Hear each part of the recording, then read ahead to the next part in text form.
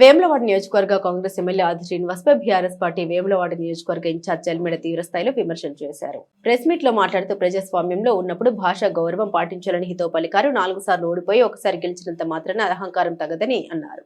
గత 2 ఏళ్లలో వేములవాడ నియోజకవర్గంలో ఎమ్మెల్యే చేసిన అభివృద్ధి ఏంటో ప్రజలకు చెప్పాలని డిమాండ్ చేశారు. మోతుకురావుపేట, చందుర్తి రోడ్డు ముంపు గ్రామాల నిర్వాసితులకు 5.04 లక్షల పరిహారం, మహిళలకు 2 లక్షల ఆర్థిక సహాయం, ఇందిరమ్మ ఇండ్ల పంపిణీ వంటి హామీలు అమలు కాలేదని విమర్శించారు. అలాగే దేవాలయ అభివృద్ధి పనులు, అండర్ గ్రౌండ్ డ్రైనేజీ, కూరగాయల మార్కెట్ షెడ్లు, ఇరిగేషన్ ప్రాజెక్టులపై కూడా స్పష్టత లేదని ఆరోపించారు. వారి ప్రాజెక్టుల పేరుతో ప్రజల్ని తప్పుదోవ పట్టిస్తున్నారని అన్నారు. ముందుగా నియోజకవర్గ అభివృద్ధిపై దృష్టి సారించి ప్రజలకు ఇబ్బందులు కలగకుండా పాలన సాగించాలని జల్మెడ సూచించారు. గౌరవ కేసీఆర్ గారు మొన్న ప్రెస్ మీట్లో అనేక విషయాలు చెప్పడం జరిగింది. ముఖ్యంగా మరి ఇరిగేషన్ గురించి కానివ్వండి, లేదా సంక్షేమ పథకాలు ఏదైతే మరి ప్రజలకు మరి ఇస్తాన్ని కాంగ్రెస్ పార్టీ వైఫల్యాలను 2 సంవత్సరాలు ఏయలేకపోతుందని చెప్పినప్పుడు మరి స్థానిక గౌరవ శాసనసభ్యులు ఆ శ్రీనివాస్ గారు నిన్న ప్రెస్లో మాట్లాడుకుంటూ చాలా హేళన చేసుకుంటూ మాట్లాడారు.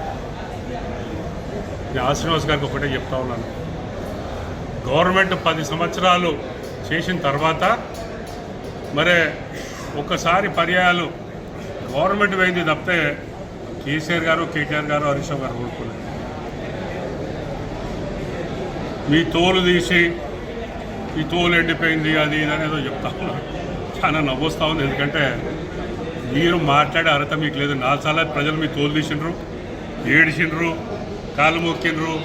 వాళ్ళని ప్రాధాన్యపడి నేను చచ్చిపోతానని చెప్పినప్పుడు ఇవాళ ఒక్కసారి మిమ్మల్ని ఆశపించడానే మీరు కొమ్ములు వచ్చి అందరినీ పొడిచేస్తా అంటే అయ్యేది కాదు. గౌరవ కేసీఆర్ గారు 1980 నుండి ఇప్పటి వరకు ఏ ఎన్నికల్లో పోటీ చేసినా కూడా మరి ఎప్పుడు కూడా గెలిపే చూసినప్పుడు ఎప్పుడు ఉంటుంది.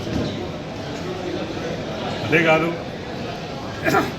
మీరు మీ మాట్లాడిందే కరెక్ట్ అనుకుంటే మీ నాయకులను కూడా కించపరుస్తూ ఉంటారు. గౌరవ సోనియా గాంధీ గారిని, రాహుల్ గాంధీ గారిని దేశ ప్రజలు చీల్చి చెండాలిరు, వారితో కూడా తీసిన మరి ఎన్నిసార్లు ఆరబెడతారు, ఇక్కడిక్కడ ఆరబెడతారో మీకే చెప్పాలి. ఇక్కడ మీరు అదే పార్టీకి మీరు ఉన్నారు కాబట్టి మొన్న జరిగిన బీఆర్ ఎలక్షన్లో ఎంఐఎం 5 గెలిస్తే అంత పెద్ద రాష్ట్రంలో 6 గెలిచినారు.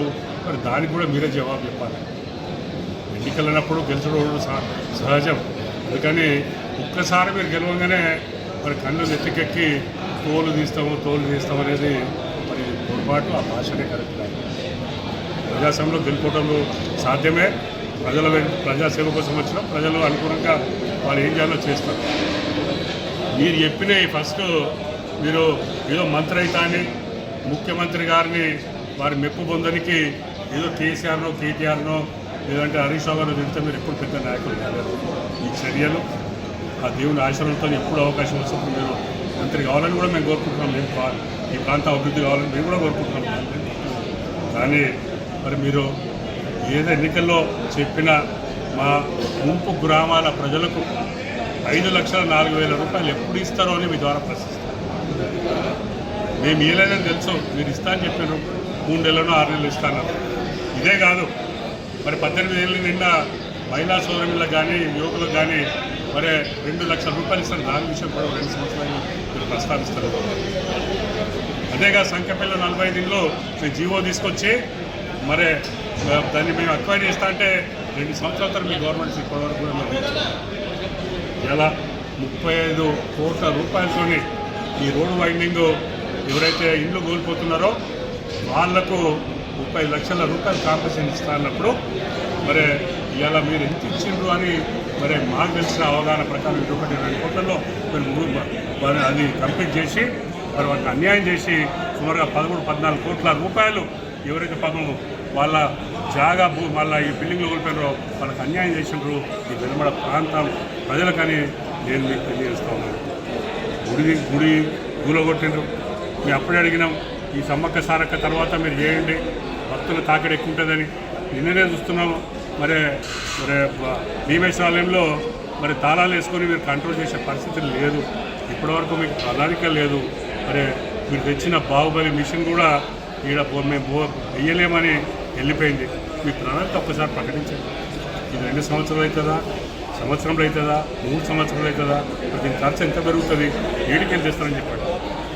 మీ అవగాహనకు జవాహర్లు ఎందుకంటే 24-25 సంవత్సరంలో బడ్జెట్లో 50 కోట్లు కేటాయిస్తే అది మీరు ఏది కూడా ఉపయోగించలేదు. 25-26 సంవత్సరంలో 100 కోట్లు ఎప్పుడైతే ఈ బడ్జెట్ కేటాయించినారో మీరు చెప్తా ఉన్నారు 150 కోట్లు కేటాయించడం అంటే కేటాయించడు కాదైనా 24-25 సంవత్సరం బడ్జెట్ ల్యాప్స్ అయిపోయింది. ఆ 50 కోట్లు లేవు. అంత కూడా అవగాహన లేని వ్యక్తివి నువ్వు ఇవాళ బీఆర్ఎస్ పార్టీ అప్పులు తెచ్చిందంటే ఇదే అర్థం కాదు, అదేం అర్థమవుతుంది అప్పుల సంగతి. మరి 8 లక్షల కోట్లు అంటున్నావు చిలక పలుకులు మీ ముఖ్యమంత్రి ఇంకోరు చెప్తున్నావు. ఒక్కసారి బ్రేకప్ ఈ దేనికి ఎంత అయింది అనేది మీ ద్వారా నేను వారు ప్రశ్నిస్తాను. చెప్పుకుంటూ పోతే చాలా ఉన్నాయి. ఇలా ఈ చందుర్తి మన మోతురాపేట రోడ్ ఏమైంది 3 నెలల్లో చేస్తాను. ఇలా మన కలికోట సూరమ్మ ప్రాజెక్టు ఏదైతే లేదో దాన్ని అబద్ధాలు చెప్పి 43,100 ఎకరాలు సాగులోకి వస్తాను. ఇప్పటివరకు 1,800 ఎకరాలు భూమి సేకరణ చేసేది ఉంది 450 కోట్లతోనంటే ఇప్పటివరకు వచ్చింది 10, 20 కోట్లు, 30 కోట్లు. మరి ఇప్పటివరకు ఇంత భూమి కూడా సేకరించింది. అందుకని అబద్ధాలు మానేయండి. ప్రజలు మీకు అవకాశం ఇచ్చిండ్రు. మేము వేములవాడ ఓటర్లు వేములవాడ ప్రజల్లాగా మీరు మా రిప్రజెంటేటివ్ అయినప్పుడు ప్రజలు మీ మీద హేళన చేస్తే కూడా మాకే అవమానం కాబట్టి దయచేసి తెలుసుకొని మాట్లాడని మీ ద్వారా విన్నపిస్తున్నాను.